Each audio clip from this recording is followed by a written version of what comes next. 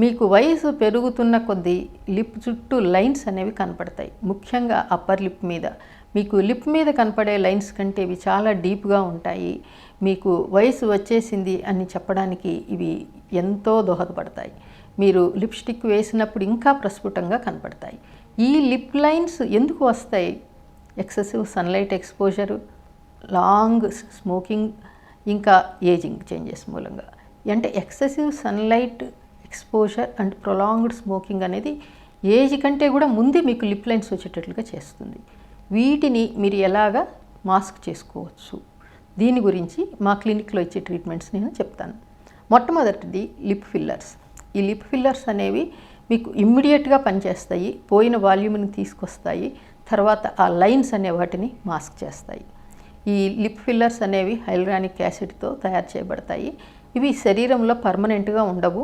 6 నుంచి 9 నెలల తర్వాత స్లోగా కరిగిపోతాయి. ఇవి మీరు 12 నెలలకు ఒకసారి మళ్ళీ టచ్అప్స్ చేసుకుంటూ ఉండాలి.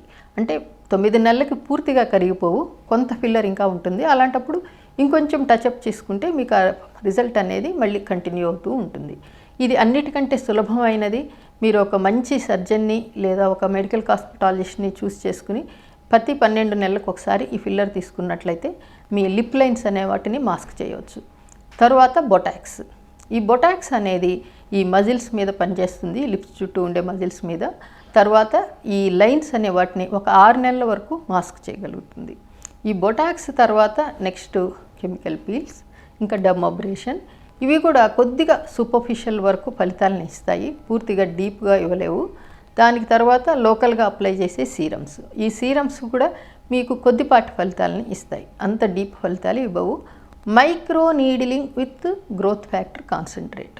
ఇది కూడా మీకు కొల్లాజన్ పెరుగుదలకి, ఎలాస్టిన్ పెరుగుదలకి దోహదపడతాయి.